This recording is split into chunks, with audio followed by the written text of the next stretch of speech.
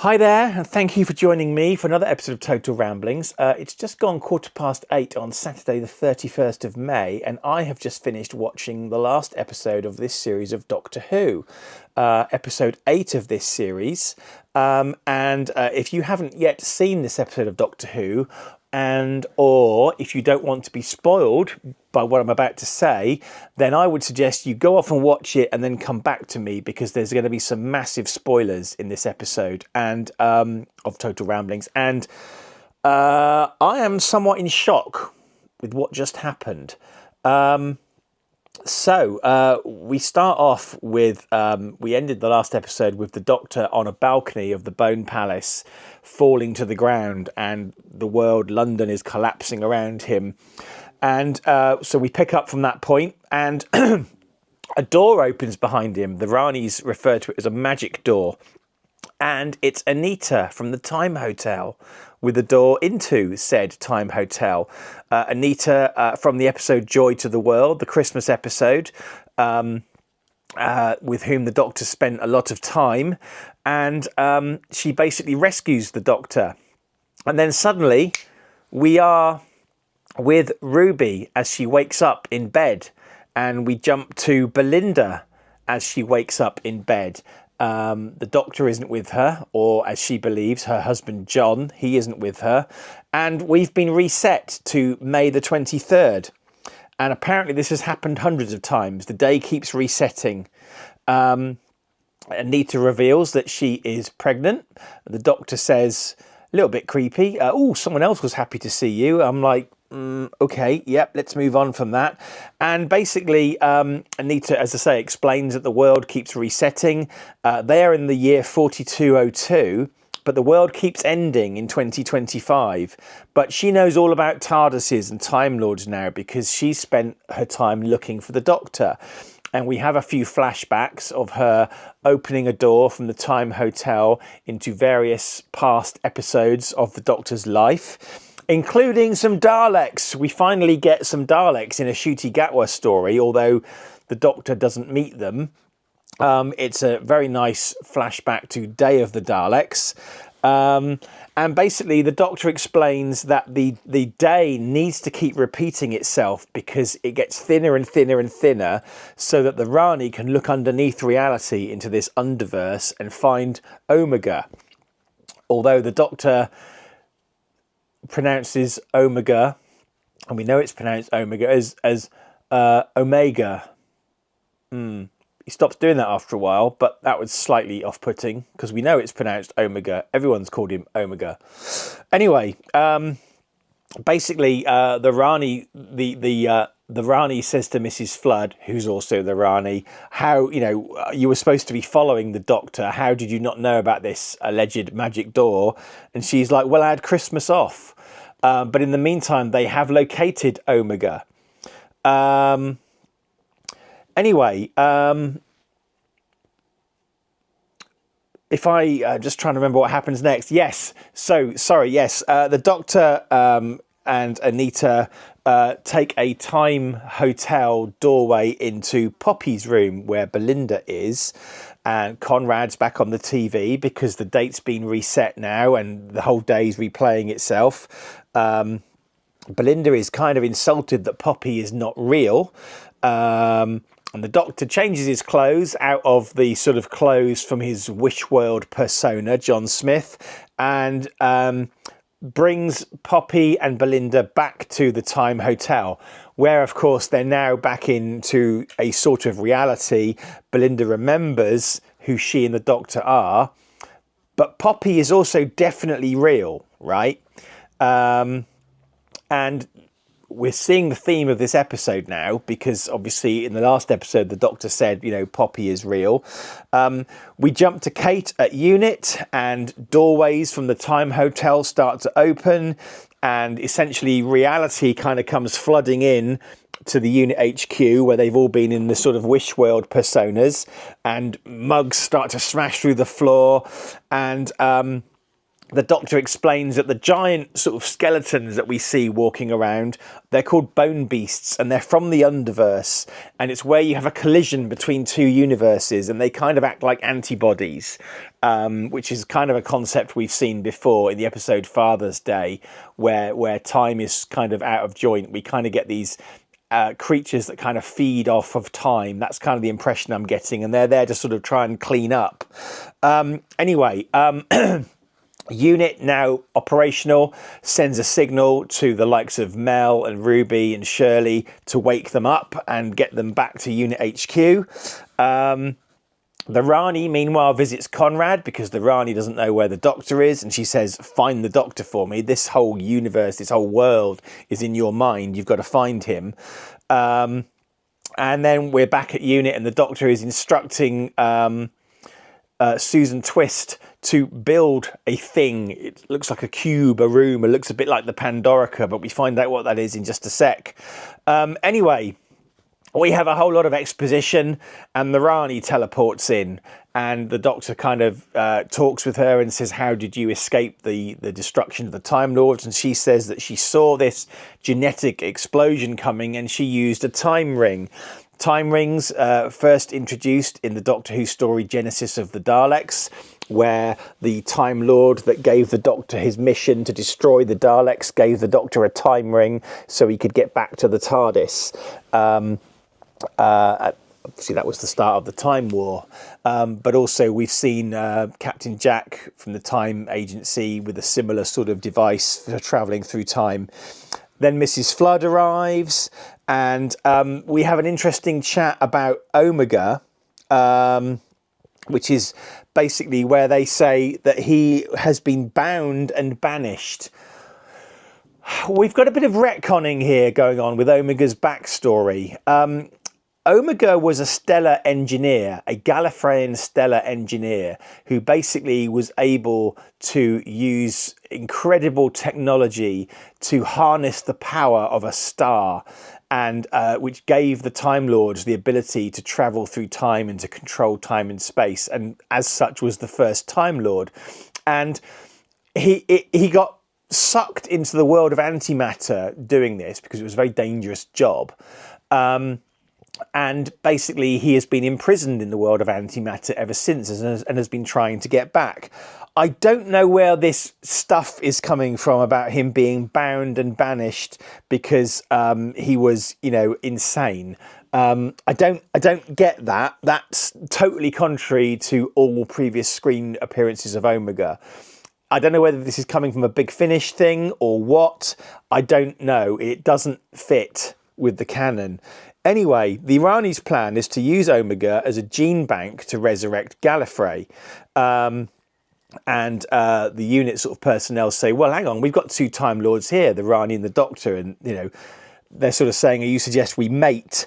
And they basically reveal that, there's also some confusion because Poppy, who is definitely real, is allegedly the child of the Doctor and Belinda. And the Doctor says, well, Poppy's kind of come into being through wishes because of the Wish World thing. They reveal that the Time Lords are a sterile species. They are now a biological dead end. They can't have children. Therefore, Poppy is impossible. And in any event, the Rani says, well, she's got a human mother, so the child is contaminated. And basically, we now have a conflict because we need to end Conrad's Wish World and get everybody back to reality, back to normality. But to do so, we'll destroy Poppy. And Belinda gets very, very upset about this, which, from a story perspective is interesting because we've never seen Belinda getting upset before about Poppy because she didn't exist until this episode, but it all becomes clear later on. Anyway, Unit, basically, yes, the Rani set the Bone Beast, these antibodies, if you like, on the Unit tower. I forgot to say, the Rani and the Doctor have a little battle with Sonics, which I thought, but that pays off in a little bit. And the Rani escapes. And the Rani, back at her Bone Palace HQ, sets the Bone Beasts to attack the unit tower. And because the Bone Beasts are kind of antibodies, you know, they're kind of removing the infection, if you like. And unit tower kind of goes into battle mode with these giant sort of plasma cannons and what have you. And the Doctor goes down to floor -10, where the thing that he asked Susan Twist to build turns out to be a zero room. The zero room concept was introduced in the Doctor Who story Castrovalva. After the fourth Doctor regenerated into the fifth Doctor, the regeneration was unstable. And the zero room is kind of like, it's not connected to the rest of the universe. The zero room was a room in the TARDIS where the Doctor could heal and sort of isolate himself from the rest of the universe. Later in that story, when elements of the TARDIS are jettisoned to save weight, don't go there, it doesn't make sense. They used the doors of the zero room, because that's one of the rooms that got jettisoned, to create a zero cabinet through which the Doctor was transported for much of that story. Anyway, the idea is that the interior of the zero room exists out of reality, and they're going to put Poppy in there so that she is safe, so that when the wish world is reset, Poppy will survive. And Belinda insists on going in there with the child, even though there's a great risk that if it all goes wrong, she'll be in there with the child forever. Meanwhile, as I say, the tower's gone into battle mode. Ruby's got a sort of backpack transmat on. The Doctor says he's copied, in that little battle with the two Sonics, the Doctor has copied the Rani's coding, and the Doctor summons the sort of Hawkman rocket cycle thing that we saw in episode 1, and essentially he flies off, gratuitously flies through one of the Bone Beasts to get to the palace, the Bone Palace. Meanwhile, and essentially, you know, we're seeing sort of guns and things firing at the Bone Beast. We're seeing the Doctor flying through the rib cage of the Bone Beast. I've written here, money, money, money. So much Disney money on the screen here in the whole episode, really. Meanwhile, Ruby transmats to where Conrad is, and he promptly pulls a gun on her. The Ranis try and convince the Doctor that they can rebuild the Time Lords and kind of say, you could help us do this and we could kind of rebuild the Time Lords in our own image. And they reveal the door to the tomb of Rassilon, or the prison, or the asylum. Again, I don't know where this prison and asylum stuff's coming from. In the two previously televised stories with Omega, it has never been said before that Omega is in a prison or an asylum. He's in a universe that he got pulled into when he created the power that the Time Lords draw upon. They haven't put him there. They haven't locked him away. They don't want him back. But, you know, it's not a prison and it's not an asylum. It's just a place that he happens to be trapped. Anyway, meanwhile, Ruby's confronting Conrad. And she kind of says, I'm surprised that this world is the way it is, because actually it's quite nice. And the Conrad says, well, you know, he took his cue from the Doctor. People just want to be safe and warm and fed. This is all part of the speech that the Doctor gave at the end of that particular of the episode, the previous episode where Conrad was. And so Conrad's world is kind of based on that. And Ruby sort of says, well, some bits were real, talking about sort of, you know, elements of their relationship. Anyway, meanwhile, the door to Omega opens, and much like last season when Sutekh bore no resemblance to Sutekh, and Sutekh is now a giant dog and a monster, Omega's now a monster. Why does the big bad always have to be a monster? Omega's never been a monster before.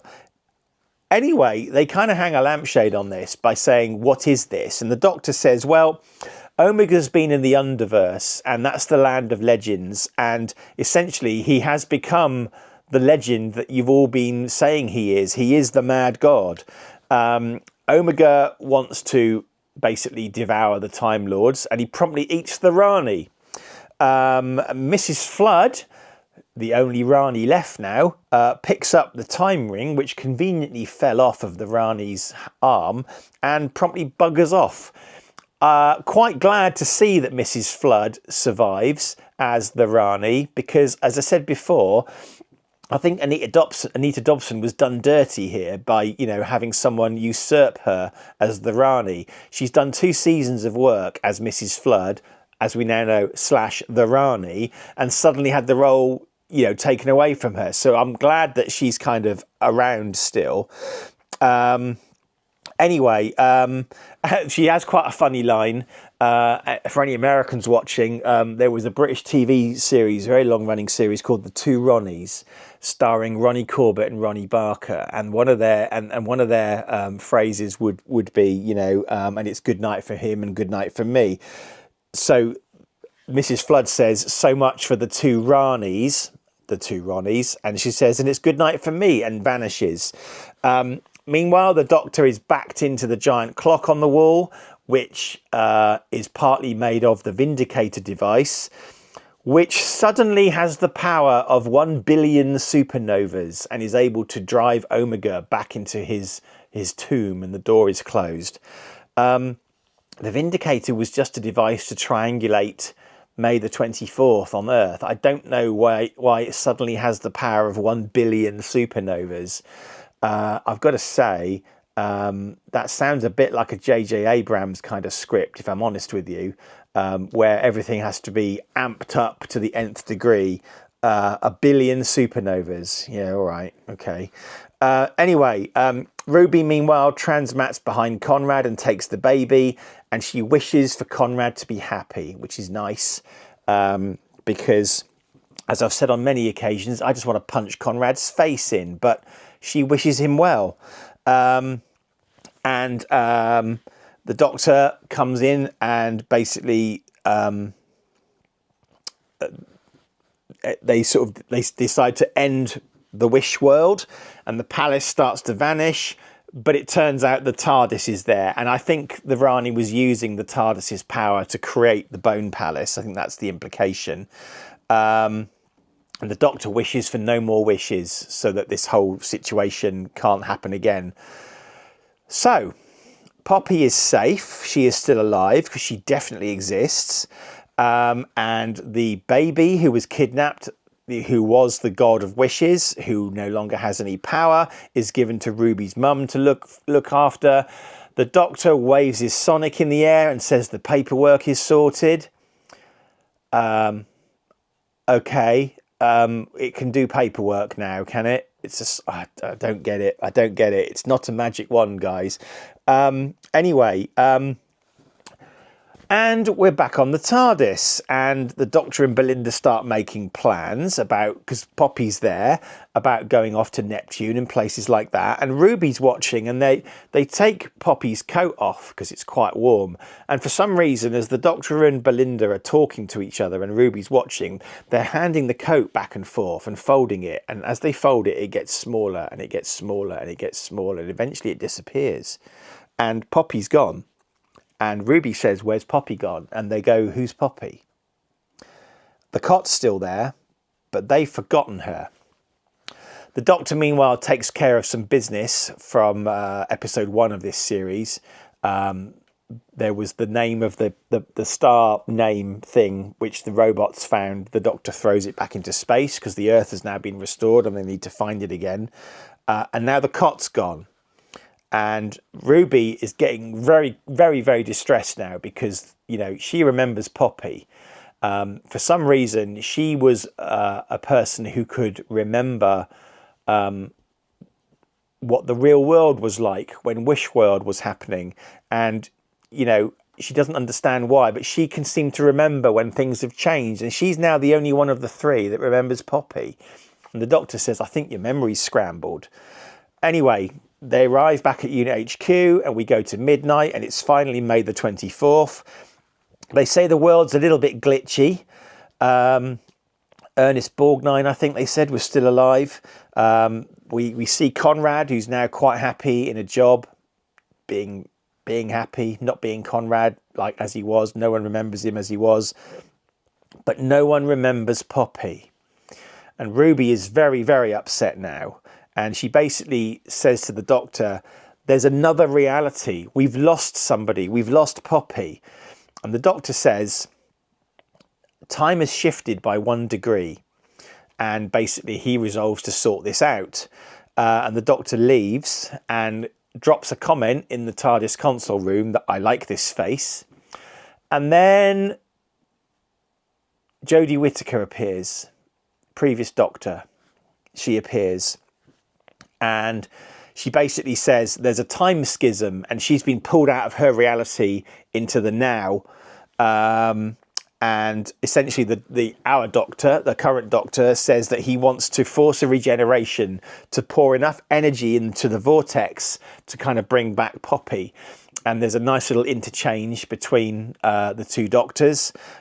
We get the classic, you've redecorated, haven't you? I don't like it, that kind of thing. All the usual doctor to doctor kind of stuff. But nice to see Jodie Whittaker back as the doctor. And anyway, the doctor then forces a regeneration, pours energy into the TARDIS console. And I started thinking, oh, God, don't blow up the TARDIS console again. Because number one, that's a bit of a cliche in modern Doctor Who. And number two, I really like this TARDIS console room. And it, in an interesting sort of quite meta way, the TV screen kind of appears to shatter, almost breaking the fourth wall. And the Doctor wakes up in a garden where he's still regenerating, but he kind of holds it back. And Belinda comes out and says, where have you been? And she's with Poppy. And essentially, the whole of this series is recontextualized because all the time, Belinda has been saying, I have to get back home, I have to get back home, I have to get back home on this particular date. And we kind of see previous scenes from the series redone because Poppy was never mentioned before last week's episode, but we kind of see scenes redone, recontextualized, because it's revealed that Belinda always had to get back for the 24th of May at 7:30 in the morning to see Poppy because her mum was babysitting and was due to go off to Manchester. And the doctor's now the one that is kind of like a bit scrambled because in the Doctor's reality, it was suggested that Poppy came from the Wish world and that Poppy was the offspring of him and Belinda, but he's not the father. The father is a guy named Richie. Poppy is 100% human. And the Doctor says, the gods play tricks, but I beat them and I always win. And we have a very, very, very long goodbye. And we cut to the TARDIS in space. The Doctor says, I don't want to do this alone. And he opens the door and we see the star from the Christmas episode, which is Joy. And the Doctor regenerates.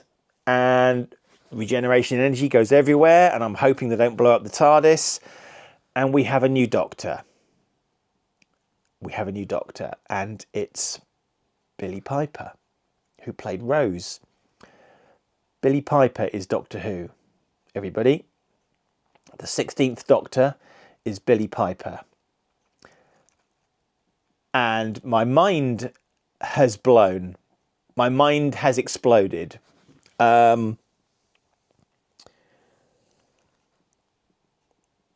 So, I want to recap a little bit here. First of all, I'm quite sad to see Ncuti Gatwa go because I thought he was really good. I've enjoyed the last 2 years of Doctor Who a lot. Some excellent stories, very colourful, lots of money on the screen. I like the Doctor's smile. I like his slight vulnerability. I think it's a little bit sad that he only got to do 2 years. But my understanding is that these episodes were recorded years ago. I think the two Ncuti Gatwa series were basically filmed back to back. So this is stuff that was filmed at least a couple of years ago. And I understand that his Hollywood career is picking up and he doesn't want to do Doctor Who forever. I just think it's sad that, we only got 2 seasons of Doctor Who with Ncuti Gatwa, number one. I don't care about his race or colour. I just think he was a good Doctor. I liked him a lot. I liked Millie Gibson as Ruby. I really liked her. I liked Verada Satu as Belinda. I liked her a lot too. I just think it's sad when we go through Doctors so quickly. You know, I'd like a bit more stability. Number 2, nice to see Jodie Whittaker come back for a sort of cameo appearance. That was good. Number 3, unless I missed it, no Susan. I thought that was going to be one of the cruxes of this episode, where Susan was going to, the doctor's, she's saying like to the doctor, come and find me. I thought that was going to be one of the major driving aspects of this. I don't know where that storyline's going. It's like we've been led all these breadcrumbs and it's not leading anywhere. What's that all about? This is the end of the Disney deal, right? 2 years. I don't know. I don't think we're getting any more Doctor Who next year. If we don't get any Doctor Who next year, if we don't get a Christmas episode next year, if we don't get one next year, if we don't get an episode at all in 2026, then that's a proper break, right? We need to have at least one episode in 2026 to maintain, the longevity. But I think this is it. I don't know if we're getting any more. So I don't know where the Susan thing's going, because it's not like they've got another series in the bag with scenes with Susan where we can finish this off. They'd have to bring back Carol Ann Ford again, and, heaven forbid, she might die. You know what I mean? Where's this storyline going? I don't know. It's a deliberate loose end, I think. Omega was a bit of nothing, really. It was, we've had the Rani's come back, and we had Conrad, and then Omega, and he just kind of popped out, said hello, and then got pushed back again with the power of a billion supernovas. And Billie Piper is the Doctor. So our second female Doctor, third, I guess, fourth, really, if you count. So the Timeless Child, I believe the Timeless Child was female when she first appeared. And the Doctor, apparently, being the original, has infinite regenerations. So this will be this won't be only so the Timeless Child was female. Jo Martin as the Renegade Doctor, which was a Doctor in a life prior to William Hartnell, before he had his memory wiped, was the Doctor. We've had Jodie Whittaker. Now we've got Billie Piper. No doubt there are supposed to be in canon loads of other female Doctors, but we've now got another female Doctor, which is fine. Interesting that it's Billie Piper that Rose. What's going on there?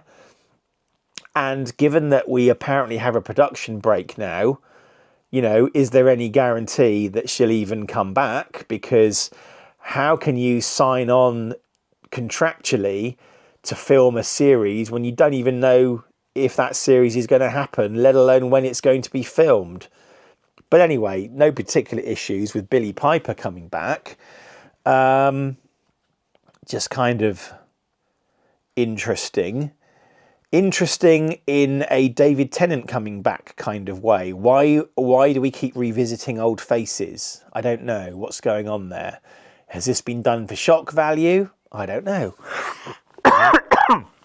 But I got kind of confused during this episode when Belinda started getting very upset about Poppy, saying Poppy was real, Poppy's my daughter, blah, blah, blah. And turns out she's been real the whole time. And it's the Doctor that either hasn't remembered or has not been aware of Poppy's existence. And then he was spun this story about potentially being the father. And, so we've kind of been tricked along with the Doctor, right? In that our memories have been affected as well. I quite like that, but for a long time there, I was kind of like, why is Belinda getting so upset about all of this? But this loose end of Susan, the Omega thing, cameo really. It's the Susan thing. Where's this meant to be going? And of course, another series where the companion says goodbye. One thing that does annoy me about New Doctor Who is that, with a few exceptions, we don't have continuity between seasons of different companions. It's like each season, you sign on for one season, then you bugger off again, then we get a new companion. And it's like, in the first episode, of every year of Doctor Who, we have to go through the whole reintroduction to the TARDIS. Oh, it's bigger on the inside, that kind of thing. Whereas in classic Doctor Who, you would have companions that would go on for years. Even if they changed halfway through a series, you know. So that's slightly frustrating that we're getting this continuation. I'm just kind of... I haven't had time to think about this. These are my off-the-cuff kind of knee-jerk reactions, really. It's interesting. I like the recontextualization of the fact that Poppy's always been there, and as I say, that the Doctor is the one that's kind of been messed with. I like that. The more I think about it, the more I like it. But what I will say before I round off, I found the ending of this episode incredibly stretched out, and for a long time I wondered where the hell it was going. And it's kind of typical Russell T Davies kind of bloat, I think, in that he has trouble with people just saying goodbye and disappearing. In classic Who, the Doctor was never one for goodbyes and would just go, right, I'm sorted, and would bugger off. Modern Doctor Who, the Doctor gets very emotional. We have these very long goodbye scenes featuring the whole cast. I understand there is a reason for this now, because it's a regeneration story, which I didn't know in advance. Normally you know when it's the final story of a Doctor. I didn't know this. I knew there were issues potentially behind the scenes, and that Ncuti Gatwa, you know, the Disney thing was coming to end, that Ncuti Gatwa was reportedly leaving, but we didn't know this for sure. Normally, a new Doctor is at least announced before, but I guess they can't do that with the Disney deal being in the way it is. So, yeah, I'm slightly discombobulated and disappointed that Ncuti only got 2 seasons and that he hasn't met the Daleks. This is the first Doctor not to have met the Daleks on screen. Now, I've no doubt that in the future we'll get comic books and novels and Big Finish audios where the Doctor meets the Daleks, but the fact is, during Ncuti Gatwa's run as the Doctor, he's never met the Daleks. And no, I don't count the Day of the Daleks flashback as part of that, because that was one of Anita's memories and the Doctor wasn't there. Our Doctor wasn't there. So there's a lot to think about here, not least of which, ignoring the Omega thing, and I'm happy for Conrad, and I don't want to punch him in the face anymore. Good actor, by the way. 2 questions. Where was the Susan thing meant to be going? And what happens now with Doctor Who? Are we getting any more Doctor Who? Will Disney pick it up again? If they don't, what happens? Either way, when do we get more Doctor Who? Are we going to get any next year? Is it going to be Billie Piper, or is that just a tease? What happens now?